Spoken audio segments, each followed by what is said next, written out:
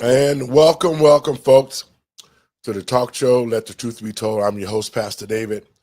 And, folks, we got a great show coming at you today. We're going to talk a little bit more about Doge and what it's doing. And also, we're going to dive into Brandon Johnson again. A friend of mine, Byron Daniels, a representative of Florida, was talking to him during the hearings. And he really, when I spoke to him, he really made Brandon Johnson look the idiot that he is. So, folks, if you ain't got nothing to do, y'all come on in, sit back and chill, and let us get it on. Let the truth be told. Let the truth be told. I'd rather for you to hurt me with the truth than come for me with lies.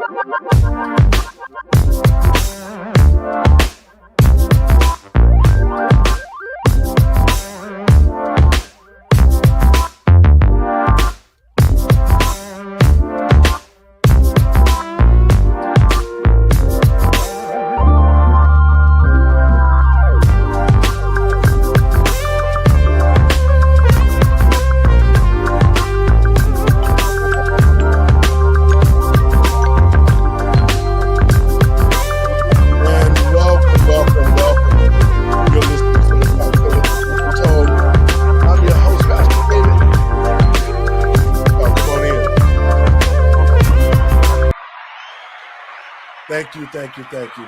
And welcome. Folks, first let me give all praises to God and my Lord and Savior, Yahshua, for making it possible for me to be here. And welcome to the show. I want to welcome all my first-time listeners, old listeners, new listeners. Y'all share it around because this is where you're going to get a great conversation and the truth told and find out the truth about what's going on in our society today. Let me say this.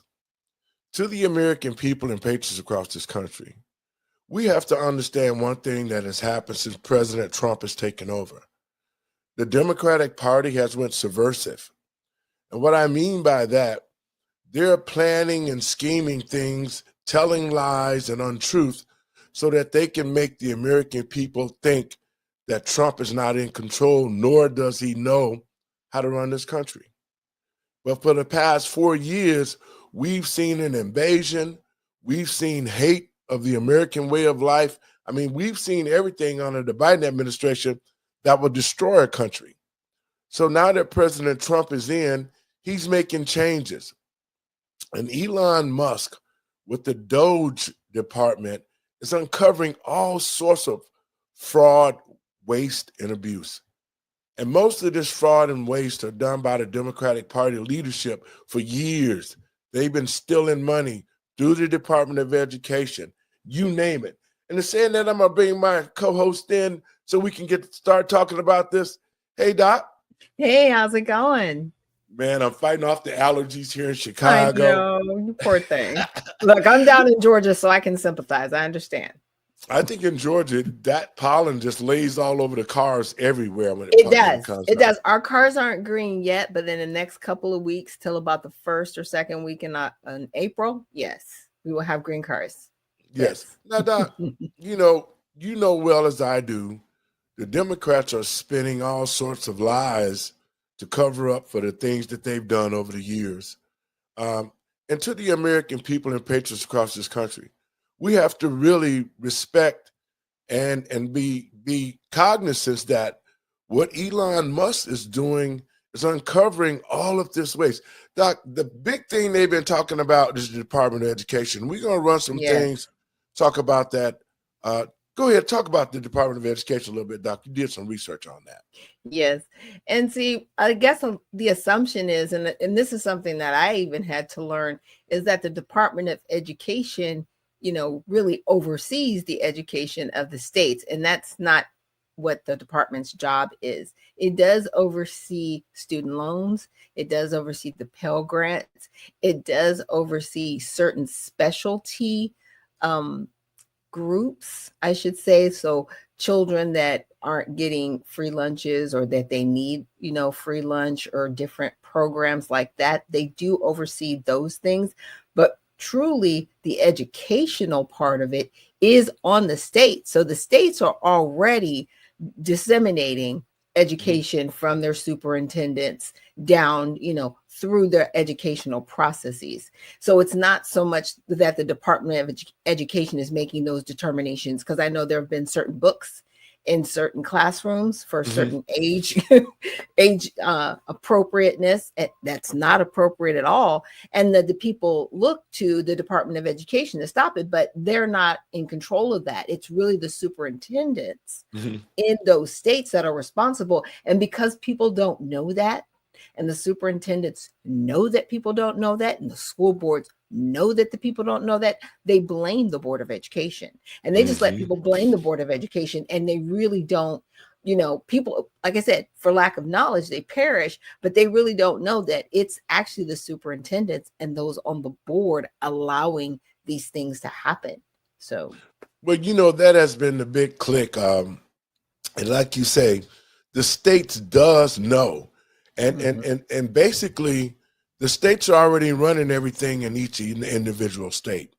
Yeah. They use the Department of Education as a bank account to cover the cost of whatever that they need.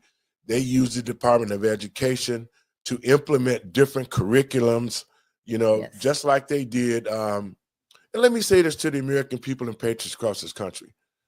The Department of Education is totally irrelevant when it comes to education regarding our children. Right. They're basically a slush fund for the politicians.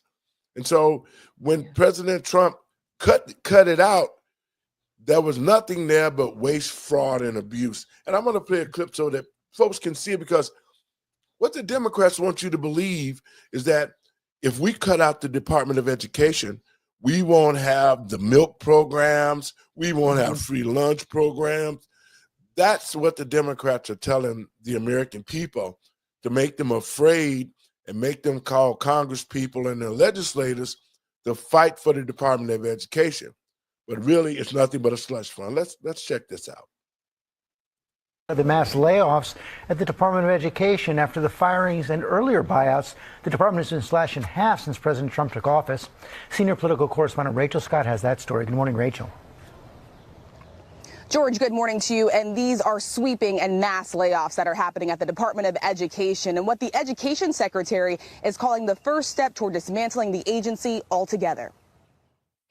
Overnight, the Department of Education gutted. More than 1,300 workers told they're being laid off, now cutting the agency roughly in half. Education Secretary Linda McMahon saying those cuts are just the first step. What we did today was to take the first step of eliminating what I think is bureaucratic bloat. The department is already the smallest of all cabinet-level agencies, but is responsible for everything from managing federal loans for colleges to enforcing civil rights laws in schools. The leader of the nation's largest teachers union says students will pay the price. There is no way that that's going to lead to faster service. Calls will go unlistened to. Emails will go unread. We know that. McMahon asked what will happen to some of the department's critical programs, like Pell Grants and funding for students from low-income families. We kept all of the right people, the good people, to make sure that the outward-facing programs, the grants, the appropriations that come from Congress, all of that are being met.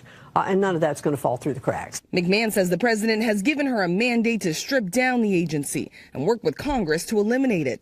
Democrats blasting the Trump administration's push to shrink the size of the federal government. Throughout this administration, we're seeing cuts. Services will not be provided for, in this particular case, for our schools and the protections for our young people.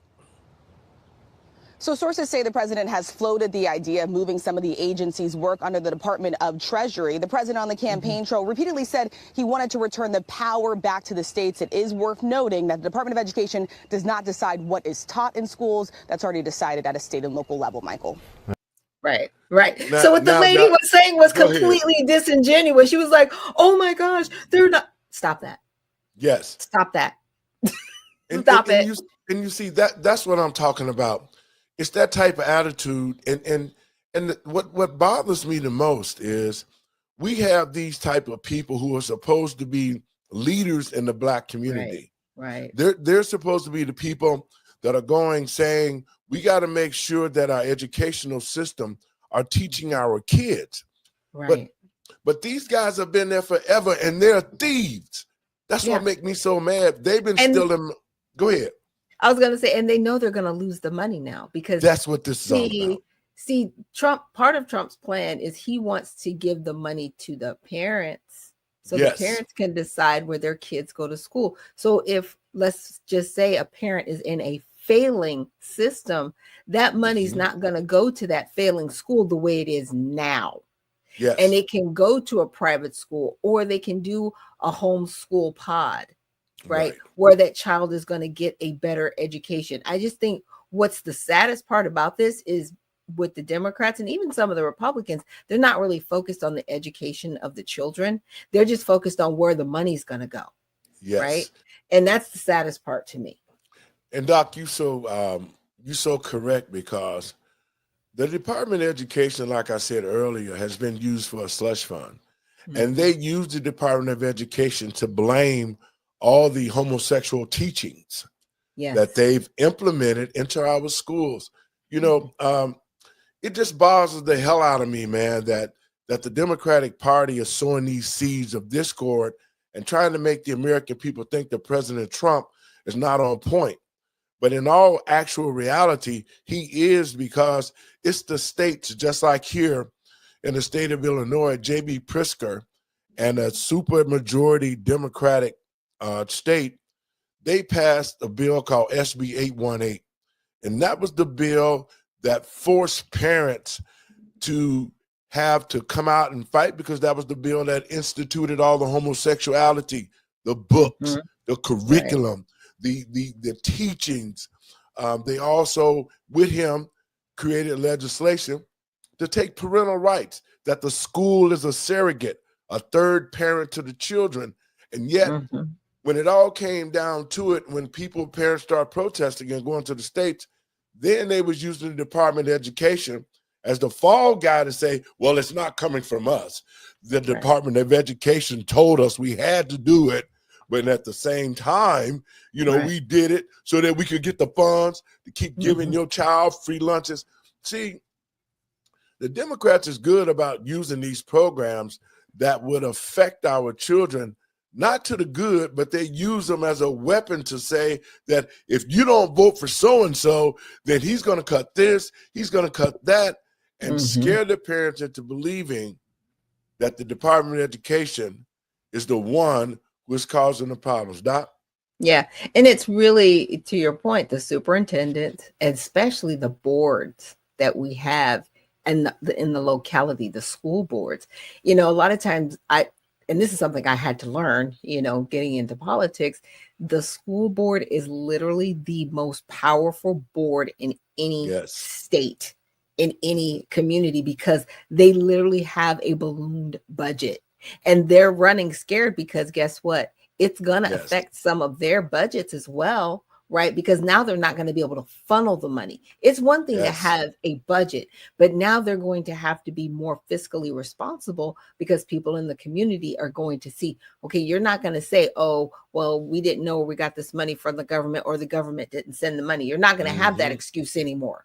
You're going to actually have to account for every single dollar you spend and where you spend it in these communities. Like in South Bend, Indiana, for example, their whole third grade is not at the reading level they need to be. The entire third grade for the entire city, not just one school, the entire city. Okay. Their babies can't read at 9 years old, or maybe even 10 in the third grade. What did you do with the money? What did you do with the resources? And there's just no accountability. And so now it's time for parents to step up and go to these meetings and start, actually running for these positions to get these other people out of here that are just there to collect the dollar. They're not there to really educate. Well, that's so true, because here in Illinois, first of all, the graduation rate in the Black community and in our children is 80 to 90% graduating out of high school. But those that are graduating, they're graduating unintelligent children. Right. Because when they get out of high school, most of them can barely read and write. Or do math. Come on. And the classes that they're teaching our children are the homosexual classes, the gay stuff, the pedophile stuff, all of that. So you're talking about, if you catch a child, and this is one of the biggest fights that I've been fighting here in Illinois. How is it that a 5-year-old needs to know the difference between a lesbian and a bisexual? Right. But they can't read. They can't read. But they know their pronouns. They know their pronouns.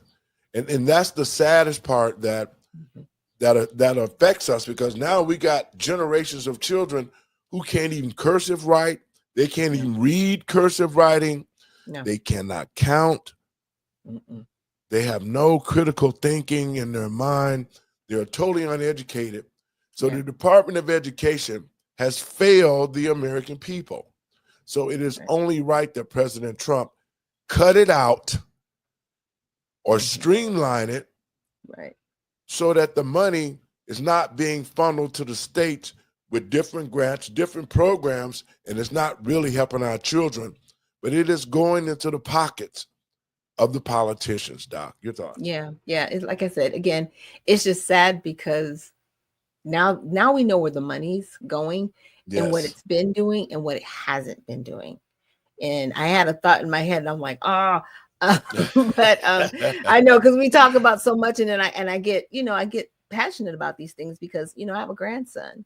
And I want to make sure that his education is the best one. And in my opinion, he goes to an amazing school, Indicator, and it is a charter school. It's not a public school, but I see them using the funding because I see his education in him when he's talking, when he's pointing out different things. And he's like, Grandma, that word says yoga. This is, and to a lot of people, they might think that's important, but it is.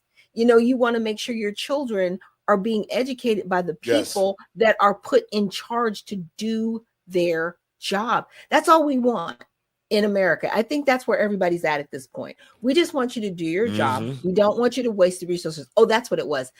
President Trump also brought this up, that we pay the highest per capita for our students. Yes. However, our students are at the bottom of the education line, ranking 40th. Like, how do we rank 40th, but we're paying the most for each student? That means somewhere there is some waste, fraud, and abuse, period. Well, you know what, Doc, the thing of it is, too, is that when you're talking about education, we touched on this before, there needs to be a level of learning, because how can you continue to pass children on when how can you get to be 10 or 12 years old, you can't even read barely, you can barely write, you have no thinking of your own, but you can tell everybody about the social world. And I think that's one of the things. I think another thing that needs to happen too, and J.B. Pritzker is doing this in the state, even though he's a rotten governor. He's talking about banning cell phones in the classroom. Well, he wants those cell phones banned so they don't get caught doing stuff that they're not supposed to do. That's why he wants those cell phones on. But I mean, I'm even a product of public schooling. And unfortunately, when I graduated from high school, I had a 5th grade reading level. And so our reading levels weren't really challenged in school. And what I mean by that is there wasn't really an emphasis on where you at your reading level, 7th grade, 8th grade. And if you're not, we're going to send you to the reading lab so you can get up to your reading level, and I found out in college, and I was actually able to get up to my college reading level, but it took testing in college to understand where I was. And that's what shouldn't have happened, right? This should have been found out before I even graduated from the 6th grade. if I only had a 5th grade reading level, how am I getting through the 6th, 7th, 8th, all the way up to high school graduation, and I'm at a 5th grade reading level? That should have never happened. Well, that's when the dumbing down started after the 70s, because when I was coming up in the 60s and 70s, if you did not learn a certain reading level, they kept you in the grade until you learned. Yes. Period. They wasn't just going to pass you on. You had to be able to take tests. You had to be able to read at a certain level. Yes. Because I know for sure when I graduated from grammar school in 1970, and at the time, in order to get into high school, you had to know the Constitution, and you had to have at least a 9th grade reading level. Wow. And what that meant is that if you're in 8th grade, you had to know and how to understand high school work. Right. And so at that time, teachers was teaching us to get prepared for high school. They're not doing that now. No. The kids are just going to school. Their teachers are being babysitters. They're teaching them all this other stuff instead of reading and writing. So they're struggling when they get to the 6th and 7th grade. And they'll even struggle more coming to high school because there are no parameters. There's no boundaries that they have to, there is no benchmarks that the children have to achieve in order to go to the next level. And after the 70s, they started to dummy down the children. They started lowering the test score levels. What used to be 100 used to be an A. Now you can be at 60 and 70 and get a B or an A.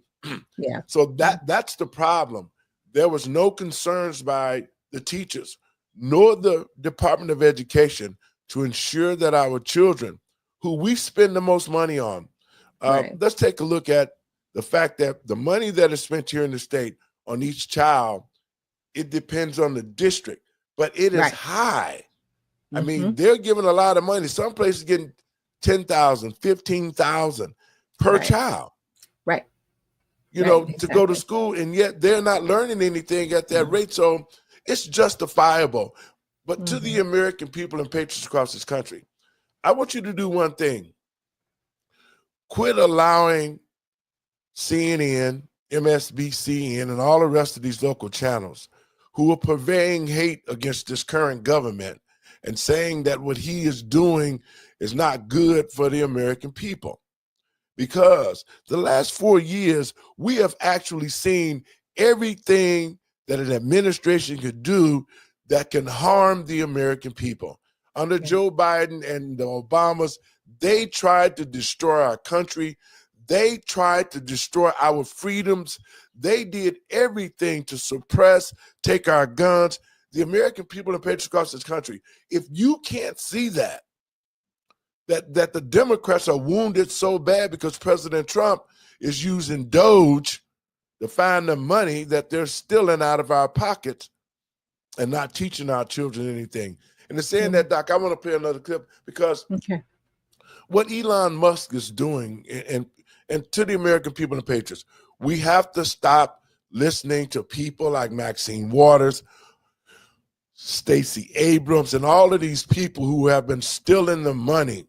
They've been stealing money through these different programs, and I mean, it's a total sham. And this is what we have to do. We have to let Elon Musk stay positively behind him and let him finish finding all this waste, fraud, and abuse. Let me play this clip.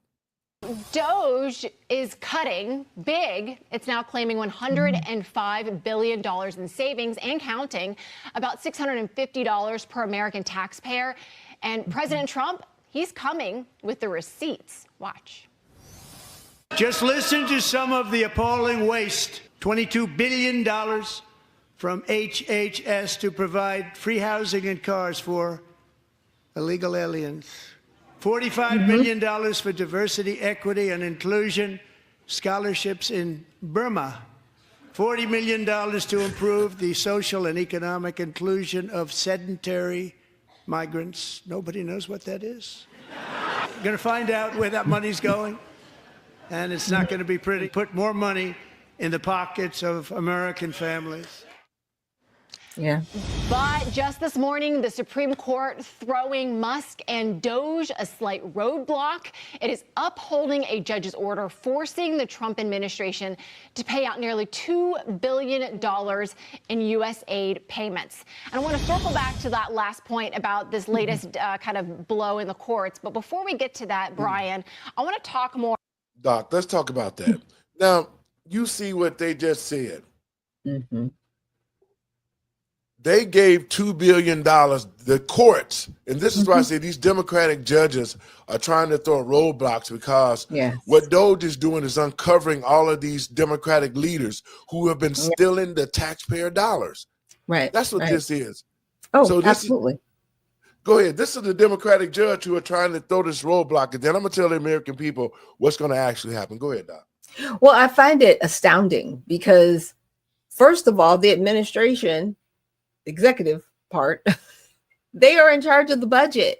They're supposed to go through the budget and find out this is not efficient for the American people. We need to spend their money better. I mean, I'm not trying to be condescending, but that's what we're doing. And we literally have judges legislating from the bench because they have no business interjecting into the executive branch. We did not vote them into office. We voted Donald Trump into office to do what he's doing. And for them to have tried to cause an injunction to stop or maybe even force them to pay out something that they have no idea what it's even about. You know, even if it's life-threatening, guess what? The president has the right to say, we're not going to put money into that right now. We're going to put money into that later. I would have to go over like what the $2 billion is for. But if somebody's fighting for it, that means they're being threatened by somebody on the other end. Like, you better get my money. No, you better get my money and you better make him pay my money because no, we need to take a step back. $2 billion, that's a lot of money. You know, that's nothing to sneeze at. Well, Doc, you know, that was the whole thing with Stacey Abrams. Yes. How could a person that has little experience dealing with grants get $2 billion to disseminate for energy crisis? Like I told you before, I told you that EPA put a grant together because I had worked on a similar grant with somebody. And yes, when reading through it, I was like, wow, they don't really need to have a lot of knowledge. No. They just need to be the right kind of company and basically check the boxes for this grant. Like I said, at the end of it, there was somebody at the end of it going, okay, Stacey, get your ducks in a row. We're going to make sure that, you know, you're, you know, front in line maybe to get this grant. And she got it. She got it fair and square, whether the contract is trash or not. She still got it fair and square. Now, here's the deal. Let's get to the trash part of it. Is there anything illegal going on within the contract itself? That's the question, because she got it fair and square. But what is it about the contract that has the illegalities to it? Because it can always be rescinded if it's not proper. And that's the other side of this that we need to look at. Well, you know, those were some of the, because I did look at the grant money and some of the money that she allocated money to. She allocated money to men having sex with other men, like $6.2 million in Africa. She sent millions of dollars for research for mice that need to be transgendered. I mean, the list of infraction goes on that she has started spending the money for, and that's why they froze it. And this is no, not until we get through examining this before any money goes out. Right. So even though this judge has come back and said, you know, they got to pay it, to the Democrats watching this show, you're never going to see that $2 billion. I can guarantee you that. No. Because this injunction to pay it is not going to stand up when the president of the United States has that under his belt. Right. It's his decision to make if he wants to give money or not. Right. So what they're doing is they're just trying to throw a wrench in there to stop Doge, but Doge is not going to stop because as they continue to uncover these things, they're going to discover more than $2 billion. I can guarantee you that, Doc. Absolutely. I'm glad they're at the $105 billion mark. I know there's been rustlings of us, getting some of our money back. And the funniest thing I heard is somebody was like, oh, that's going to raise inflation. I'm like, no, it's not. We're just getting our money back. It's just like Yes. recycling the dollars. See, unlike COVID, where we printed money, this is not going to be a printed money situation. We're just going to get money back in our pockets that's already Yes. in circulation. Totally Yes. different thing. Totally different. This is our money that have been taken and put on the dark side. Yeah. And now that we're finding it back, it's coming back to the taxpayers. But see, that's what the demos are doing. They'll keep saying, well, no, this money is going to raise it. It's going to cause inflation. No, that's a big lie, because if the money has already been out there, that's our money, and we're recovering it. It comes back to us. So the American people need to understand the money that they're finding is coming back to our pockets. Right. Exactly. And that's where it needs to be anyway. Yes. Right. Yes. Because, unfortunately, we are in a recession. It's unfortunate, but there's just been a lot of mismanagement of funds. And I hold both parties responsible. I do too. They just passed a continuing resolution that's going to take us to September. They have, I think it's been close to 10 years that they haven't passed a clean budget. I mean, that's a long time. I mean, Congress needs to really get it together. I think they can do it if they really work. And I mean work. I'm not talking about campaigning and boo-hooing about who's doing what, but really do their jobs. They can actually get this done this year and pass a clean budget. Well, I'm seeing with a Republican House and Senate, and common sense, the American taxpayers are going to be able to realize and see all the money that has been stolen, because with this Congress being Republican, they're going to make sure that whatever monies that's needed is going to be there, not like the Democrats. And that's why you hear so many Democratic leaders coming out complaining, because they've been getting an extra paycheck. You would think that the money that the politicians are getting are in six figures just to be a politician. You're talking about per diem and travel. That's a lot of money just to sit around and supposedly to be taking the American people ideas to Congress or whatever to get laws passed to benefit us. And yet, how greedy are you that you are getting paid good, but yet you're stealing more money to put in your pocket? That's just sheer greed, Doc. Oh, yeah. And they've been doing it for a long time. These government contracts, I mean, it is a lucrative business, especially if you have relatives that you can use to get the contract. So a lot of this wealth that some of these Congress individuals have attained, it's through those contracts. That's how they've been able to build up their wealth portfolios outside of insider trading. Yes. Right. That's So Nancy Pelosi. Right. And it's both parties. It's not just one-sided. I actually came up with a list. Well, you know what? That's good, because how can you be broke as a joke like Barack Obama was, and now he's one of the richest politicians in the country? Right. Well, him and his wife. Right. They set themselves up very well. Like, yes, they have book deals, but I mean, that's like you don't get. He's worth billions of dollars right now, and that's not even counting the money that they've stole.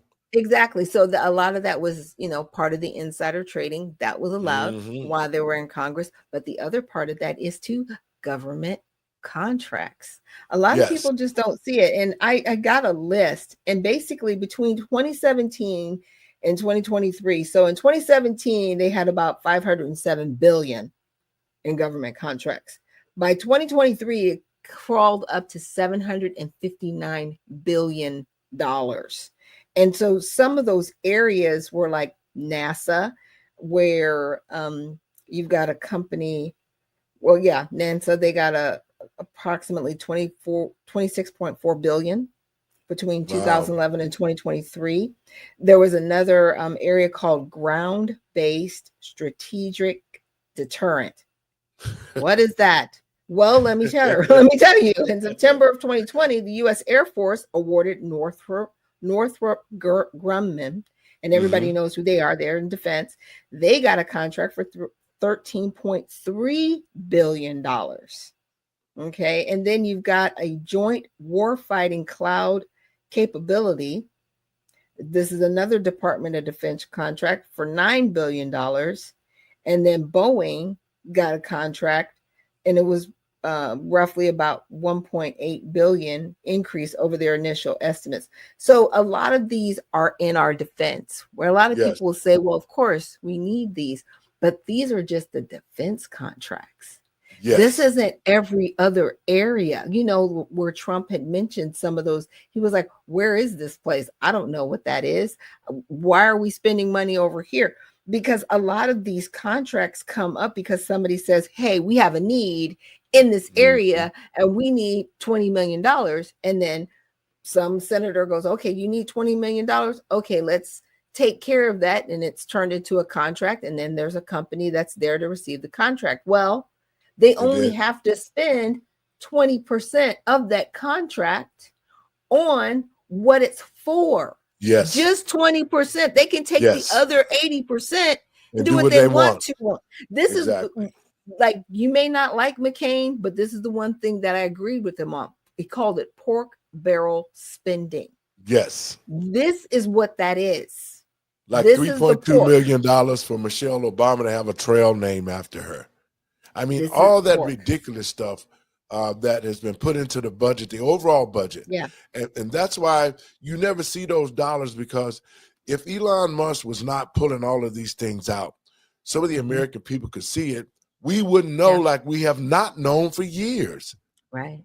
Exactly. You would think, now think about this, Doc. And to the American people and patriots, think about this. All the money that they're finding now, if that money was put back into the American people, we would be getting all sorts of checks, because America is a company. We are the stockholders.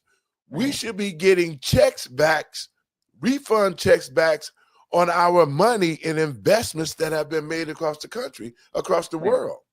Yeah. But see, that's the trick. The politicians are saying, oh no, America, we gonna put this pork barrel spending into the budget, so all the money will come out that you will just barely break even, or you will always be in debt. Yeah. And I mean, it's something that's very sad. I'm glad that DOJ is finding the monies that they are finding, because to your point, the American people need to see it, and they need to understand how wasteful our government has been. And you know what? And I hate to say it like this, it's okay, because at least now we know who we need to hold responsible. So no one can no longer go back and say, well, this really didn't happen. No, it happened. And we saw it. And we know how disgraceful you've utilized the money. I mean, Social Security alone, there should never be a time where a Social Security number is used more than once. Or where somebody over a certain age is still receiving funds as if they're alive at 145 years old. That's not a thing. Let's play a little bit more of this clip, and we're going to talk about that. Or about how the Democrats are kind of painting the work of DOJ. Oh, yeah. We just heard from Alyssa Slotkin there just a moment ago. Here's more of what Representative Subra Mayam, a Democrat from Virginia, said. DOJ is not about getting rid of waste, fraud, and abuse and improving government efficiency. It's about control over federal workers and institutions and revenge over political opponents. Are they winning a war over just how we understand DOJ in the public sphere? Well, they're trying to. You know, the Slotkin thing is interesting, right? Because she says, oh, we need a more efficient government, and I'll help you with that. But it shouldn't be chaotic. Well, their word for chaos in reality is just being aggressive, just moving. What they don't like is Elon Musk is being aggressive. Can I add to you one of my favorite examples? So this is the Inter-American Foundation. Have you ever heard of the Inter-American Foundation? Me neither. Nobody has. It was created in 1969 by Congress, okay? Wow. Issues grants to countries in Latin America and Caribbean. Let me give you an example of some of the grants that they do, just to add to the great list that Trump had. $903,000 for alpaca farming in Peru, okay? $813,000 for vegetable gardens in El Salvador. Oh, come on. $731,000 to improve marketability of mushrooms and peas in Guatemala, okay? We should not do any of that. No. With a government with $36 trillion in debt, we should not do any of that. That's Elon Musk's very basic proposition. Trump laid it out beautifully last night. Democrats hate it because Elon Musk is finding things like this that we've never heard of and you could never justify. And to that last quote you read, it does threaten their power hold over the bureaucracy, which is their hold on democracy when they're not in office. It also threatens their pockets. I mean, who runs those organizations? Who's getting paid to administer this kind of stuff? That's what, I mean, think. Oh, you know the average salary in that agency? It's like $130,000. Yeah, I mean, it's nuts. I mean, it's not that this is, it's grand theft. This is, they're stealing. They stole hundreds of billions, if not trillions of dollars. That's where the real accountability needs to go. And if you start to go after these organizations and you start to pull down one facade after another, at some point you're going to say, by the way, who got paid what and how and who offered them the job? I mean, this thing really could blow up. This could be Watergate times a million. You know, really that money in a little circle right around Washington, D.C., going into Northern Virginia, going to Maryland. And this is what people do when they get out of government office. If you lose your election, you go into one of these organizations and you score money. I mean, this is how the parties could sustain. And let me tell you, not just the Democrats, friends, also Republicans. That's what I was saying. I was like, it's both parties. It's on its whole mission to root out waste, fraud, and abuse. They at first said they were going to cut about $2 trillion, and they were looking as a whole, and they were looking to return maybe around $5,000 to each taxpayer. We're only at around $650 now. Do you think they're feeling the pressure to really deliver? No, I mean, listen, they understand there's a clock. There's the debt clock that was always running. There's also midterm election clock that's always running, and there's this kind of thing. But I just want to read something from this Harvard Harris poll. One, there's the question, do you believe the current level of U.S. federal government debt is sustainable or unsustainable? 67% unsustainable. Do you think the U.S. government should move in the next few years to balance the budget, or is that unrealistic and should it continue to run significant deficits?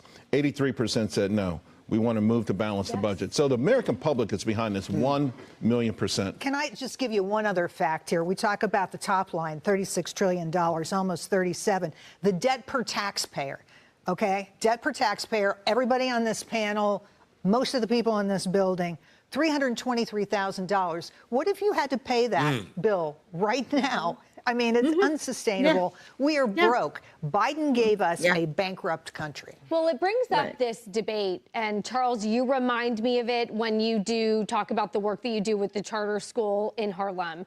Brian, I think of you because we have this debate at our church where we want to send missionaries to Africa to spread the world of Jesus. And bear with me, I'm going to come back to money, I promise. I know it's the first day of Lent. But the other half of our congregation says, but look at Main Street and look at the drug dealers and the homeless and the people who need our help in our own neighborhood. And so it brings up this debate where we can't help the world, to your point, Brian, until we take care of our own. And we're only as strong as our weakest link here. So if we can help pay off our debt here, then we will be strong enough to spread the good word to the rest of the world, whatever that is. And I'm not saying we have to withdraw all funding to some of our allies. But when you're talking about peas and vegetables, that's where I'm thinking that's why we got to kind of refocus and take care of our own, get our own house in order before we start going abroad and spreading the word. It's such a good point. And by the way, there's so much documented research on the fact that this aid that we send overseas often doesn't help the people who get it because it creates a dependency on the aid, a dependency on America. Sometimes it crowds out local industry. So all I'm saying is even if we think some of this is doing good, it's definitely doing good, Jerry, for the people in D.C. who are getting six-figure salaries and living off this year after year. It's highly questionable how much it's helping the people who we say it's helping. Well, you know, what you see is that this money goes out year after year.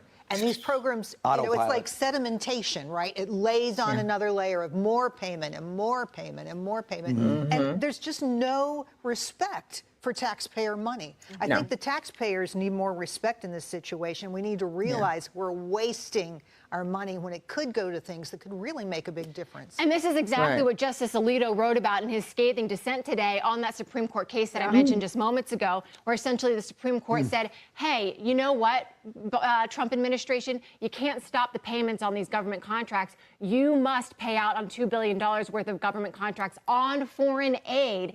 Justice Alito saying this, quote, does a single district court judge, that's the lower court judge that will order these contracts be paid, who likely lacks jurisdiction, have unchecked power to compel the government of the United States to pay out $2 billion in taxpayer dollars?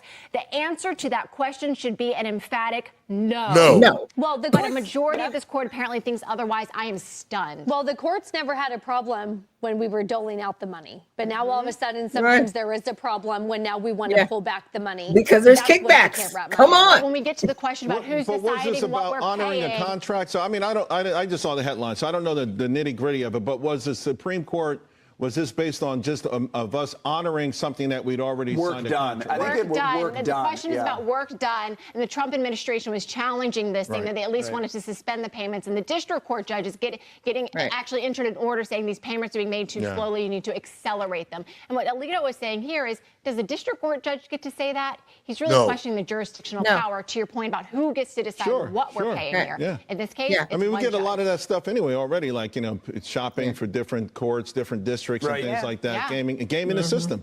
That's why we keep lawyers on this panel. Very helpful in situation. Doc, well, you see, go ahead. It's great. Well, because at the end of the day, a lot of people will say, well, you're not honoring the contract because if I did the work, then you need to pay me the money. There's a difference with the government contracts because there actually is a stipulation in there that says, you know, the government has the right to actually withhold anything until they see the performance, right? Exactly. So until an actual audit is done and they go in and say, okay, well, what did you do the work for? You might get some of the money, but you may not get all of the money. So thank you for challenging it, because now it is truly going to be audited. Well, you know, and that's the whole thing with government contracting is that you have to prove up. There's different types of contracts. Some are performance contracts. You get a certain amount of money each year of the contract due to the performance that you have done. In other words, you have to be able to prove what you say that you are doing in order to get the next year of money. And see, what they've done is remove those performance contracts and said, okay, you'll get the money if you meet this certain criteria, but you really don't have to prove to us at this point that you're doing the work.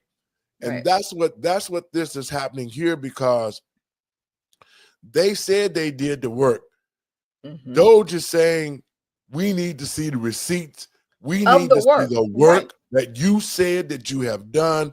And that is the problem why they don't. And they're taking it to court, trying to force them to get the money.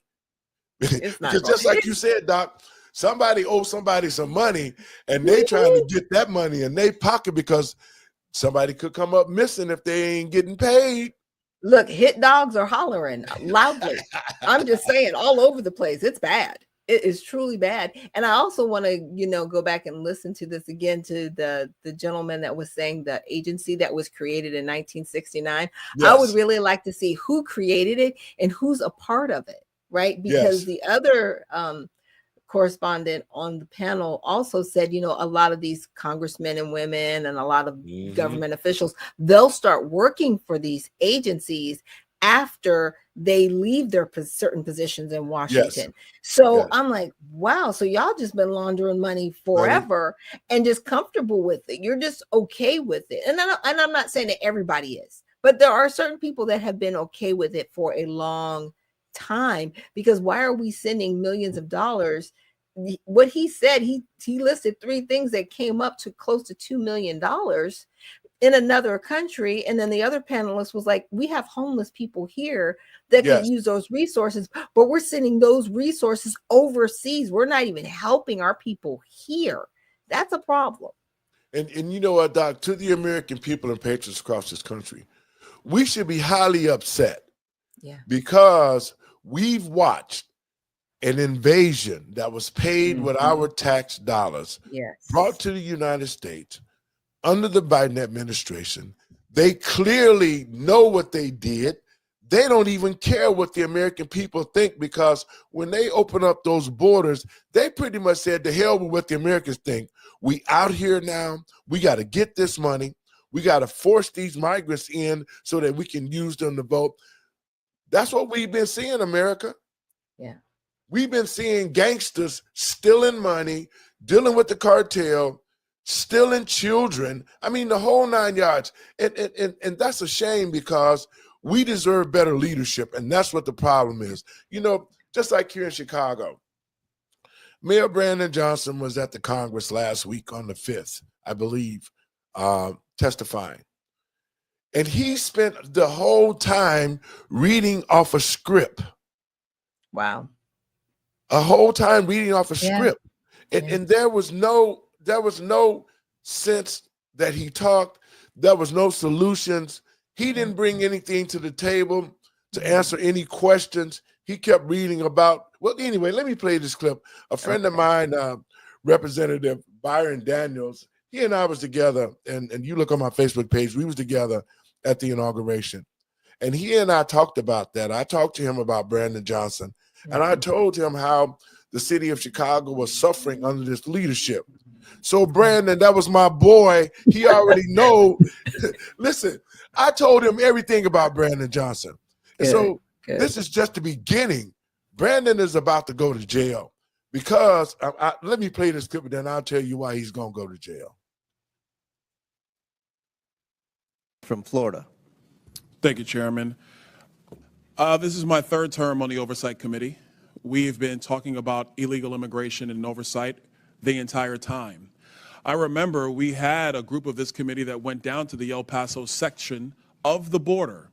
This was back in February, March of 2021.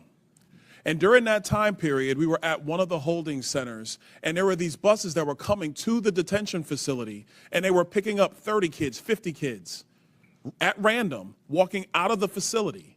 And when I went over to question the bus driver that was transporting these kids, border agents told me, as a member of Congress, that you're not allowed to question the bus driver. And of course, people knowing me, I didn't take no for an answer, and I repeated the question. And I was told that this bus of children was leaving El Paso and going to San Diego. And so what was occurring under the Biden administration is that they were busing unaccompanied minors all across the United States for one reason and one reason only. And that was because they did not want the press to see the pictures of kids in cages. They did not want to see our borders being overrun. They wanted to disperse that problem all through the United States. That is the reckless history of illegal immigration under Joe Biden. Can you pause it real quick? Party. Yes. Mayor Johnston of Denver. I want to interject on this really quick. Yes. And I've talked about it on this show before. Unaccompanied minors. Aliens. He just talked about it. In the Appropriations Act in 2021, they set aside $12 billion to give to NGOs. So what Byron Donalds is talking about was actually paid for with our tax dollars. It wasn't a random act. Okay. They actually called them unaccompanied minor aliens, and they set aside money to do it. So I just wanted to interject that. Well, and I want to say this too.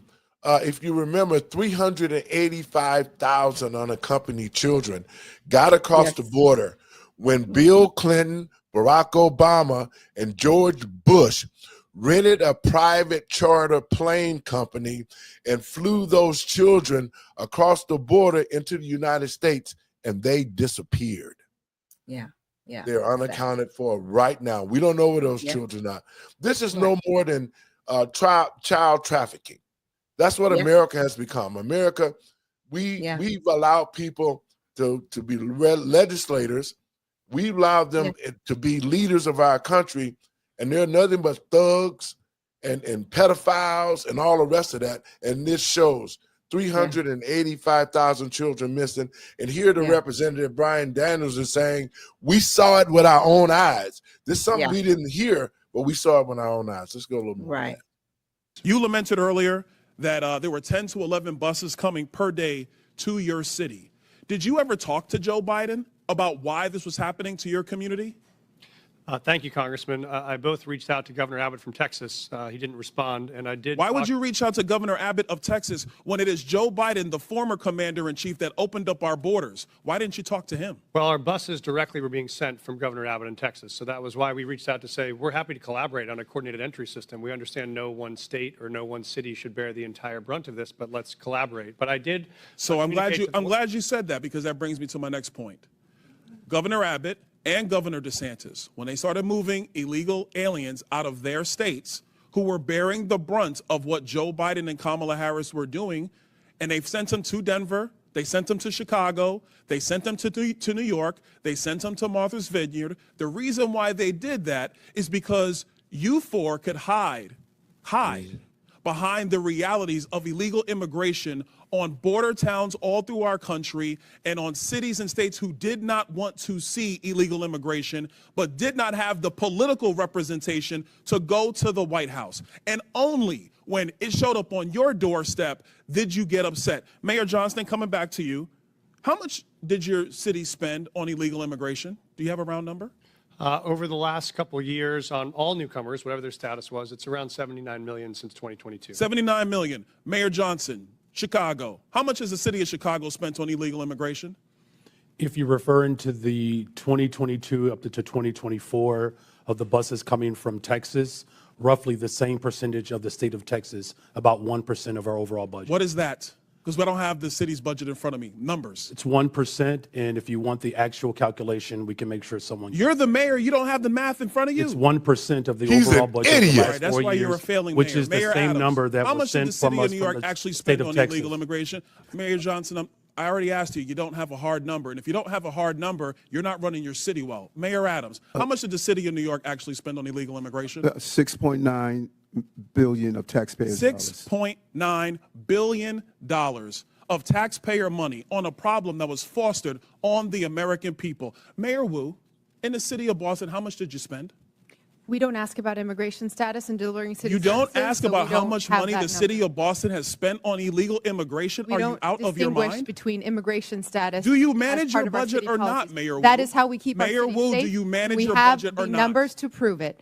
I manage my budget. I have a AAA bond rating dating back 10 years. So to the city of Boston, budget. just understand that your mayor does not care how much of your resources she has spent on people who are not citizens The city of of Boston the city of is Boston. sick of having I'm people reclaiming my outside time. Boston Mr. telling Bear, us what Mr. we Bear, I have need. a question for you because I understand Cato's perspective when it comes to illegal immigration.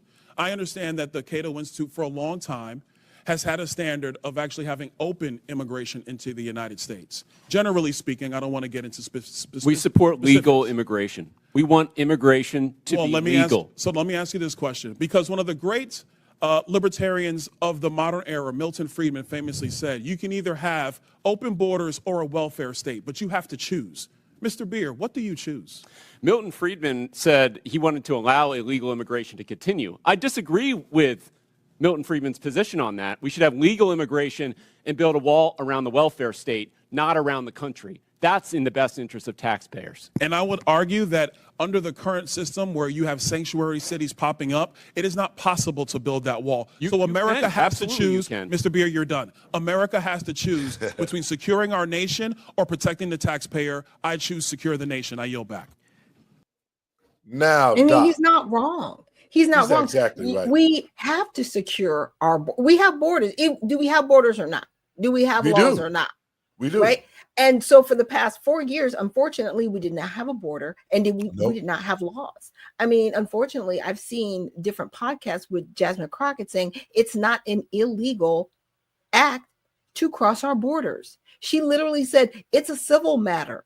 Well, it's a misdemeanor initially, and then it's a federal issue if you return illegally after your first slap on the hand. But it's still criminal activity. Either way. Yes. So for someone who actually has a Juris Doctorate, right?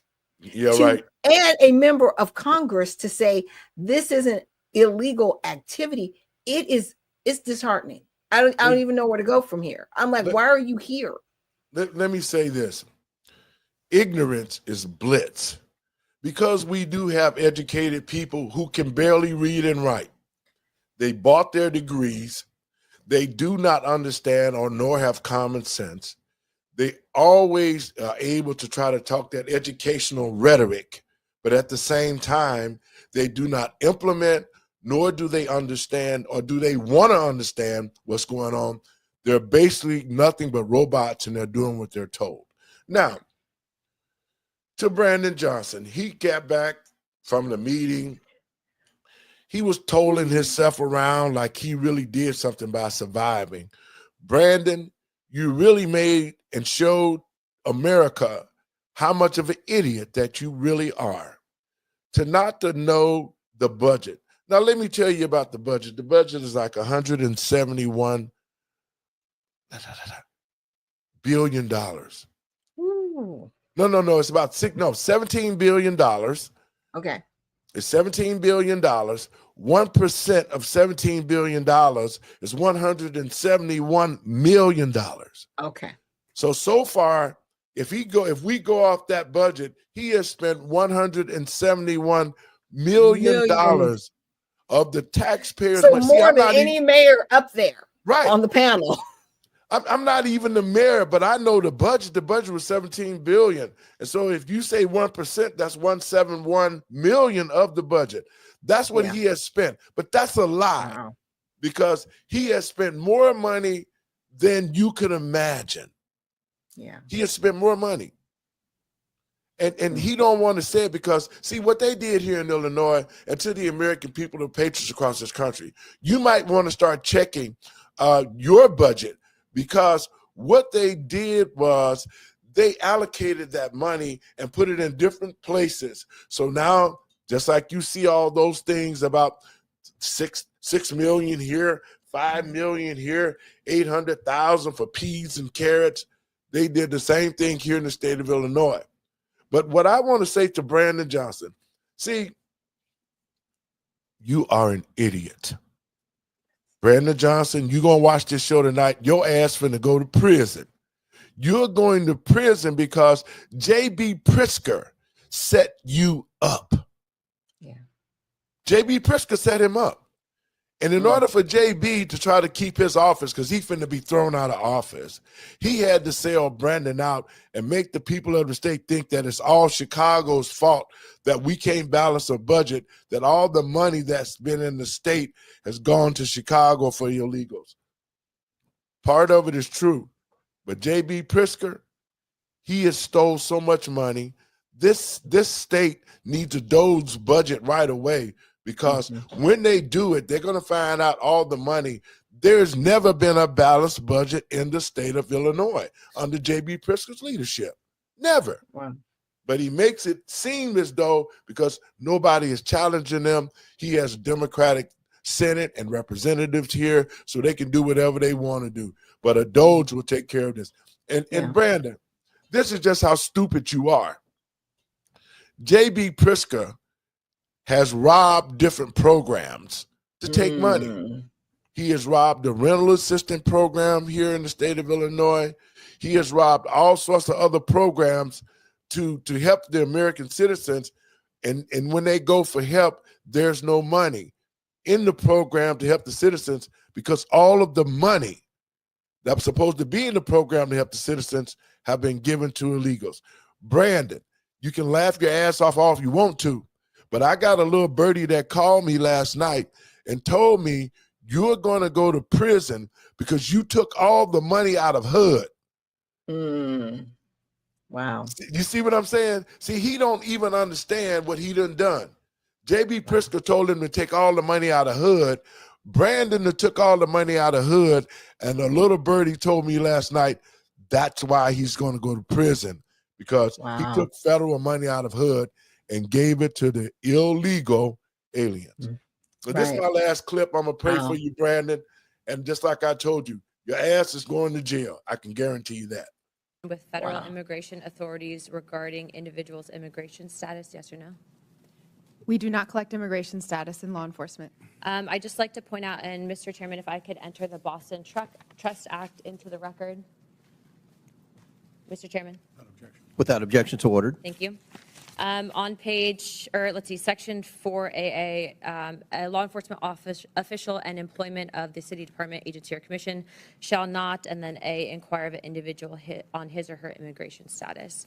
Under Title 8, U.S. Code subsection 1373 stipulates that local governments cannot prohibit or restrict communication with federal immigration authorities regarding individuals' immigration status, so your enforcement of this act is in direct violation of that statute. Can you please confirm? That is not Thank the you, truth. ma'am. That's a U.S. code. I don't know about you, but U.S. code does not lie. We do not ask about Mayor immigration Johnson, I'm not status, and that is talking to you what anymore. makes Next us safe as a question, city. Mayor Johnston, you said in your testimony that the first step you took after illegal aliens arrived was to provide them with housing. Is that correct, yes or no? Folks that were on the streets freezing to death, we gave access to shelter. Yes, we did. Thank you. Not to be rude here, but you have a good understanding of what the definition of harboring is, correct? I do. Okay. For those that might not, harboring means to knowingly or recklessly provide shelter or place to stay for an illegal alien. And according to Title 8 of U.S. Code subsection 1324, that is also a federal crime. Just to be clear, did you also say that you would be willing to go to jail to stop deportation efforts? I did say that I'd be willing to stand up for all of our residents, and He said the it. context was that was the point at which the administration was threatening to deploy the U.S. military to streets of our cities to Okay. pull kids out of schools and churches. Thank So we you. were worried about that. Thank you, Mr. Johnson. Mr. Chairman, I'd like to enter into the record an article from CBS. Without objection, so ordered. Thank you. In this, it says, Johnson said earlier this week that he's willing to use civil disobedience and, if necessary, going to jail to stop deportations. My Okay. final question would be for you, Mr. Mayor Johnson. Do you believe that Chicago's welcoming city ordinance encourages illegal aliens to enter the United States, specifically into Chicago? Yes or no? No. Okay.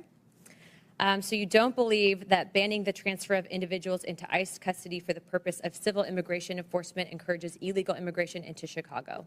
Or how about agencies, sorry, one second, or agents not being able to stop, arrest, or detain individuals based solely on their immigration status or administrative warrant? So we comply with all laws, local, state, and federal. To me, after this line of questioning, it's very clear that these policies that you have all implicated are active and alive and well in your cities, are in direct violation with U.S. Title 8 Code subsection 1324, and is a federal offense. But you all speak about a broken immigration system, and yet here you guys are aiding and abetting in that entire process. I want to be very clear about something. Open border policies, which is something that you guys are talking about, hurts people on both sides, meaning the people that are coming here illegally and then American citizens as well. I do not think you guys are bad people, but I think that you are ideologically misled, which is why, unfortunately, based on your responses, I'm all going to be criminally referring you to the Department of Justice for investigation. And as soon as I leave here, these will be going over to Pam Bondi. I'm not doing that in an effort to bully you guys, but I do believe that your policies are hurting the American people, and you can make that known with the evidence that you can present to the Department of Justice. But if you guys continue doing what you're doing, you're not going to help anyone. You're going to hurt more people, and that's exactly why I'm tired of it. The American people are tired of it. And Chairman, I yield my time. Doc, your last words. We got to get out of here. Well, she said it all, didn't she? Look, she did. She gavel down. I'm glad that she referred them for criminal activity. That's what needs to happen. Pam Bondi has got a lot on her plate. I know I've just over the past week or so, people are like, we want the Epstein files. We want this. She is one person. She has a whole department of attorneys underneath her within her job, within the Department of Justice. So I just need people to give her a minute. Yep. So she can sort through things, because the Epstein files, that's a whole huge matter with the FBI. Kash Patel's working on that. Kash is working on that. Right. Yep. And now we have these mayors, right, that have been aiding and abetting and harboring criminals. They're criminals. They're not migrants. They did not come here legally. They are criminals. And by proxy, they've made their children criminals. And these are people that need to be removed from our country, right? As soon as possible. Right. And with that said, when you see all these things happening, just know that your redemption is near. I want to see all people safe. I want to make sure that they're safely sent back to their country. And I want to make sure that if they do want to apply for immigration, legally, right? Yes. Our immigration system, is it broken? Yes. Can it be fixed? Yes. But that doesn't mean you just jump the line and come here illegally because you don't want to wait, because there are people that have done it the right way, right? And with that, I just want people to check out the USA Redemption Party at usaredemptionparty.com. We are looking for candidates to be servants of the people and not politicians like the mayors you saw. We do not want that. We want servants of the people that actually want to do right by the people. And we are also looking for members of the party. So please check us out at usaredemptionparty.com. Doc, thank you so much. And we'll be getting together tomorrow to put it out there again. Blessings to you and have a great evening. Folks, I want to thank you for tuning in. We had a great show, and this show is about giving out information so the American people will be able to understand what's actually going on, where our money is going, and the people that we need to hold accountable. To Mayor Johnson and all the other mayors, after the evidence in the hearing, I can almost promise you that you will be going to prison. And Mayor Johnson, the money that you stole from HUD and all the other monies that you've stolen will send you to prison for a long time.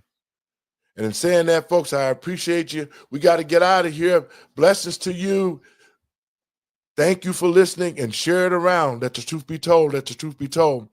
I'd rather for you to hurt me with the truth than comfort me with a lie. I'll see you tomorrow.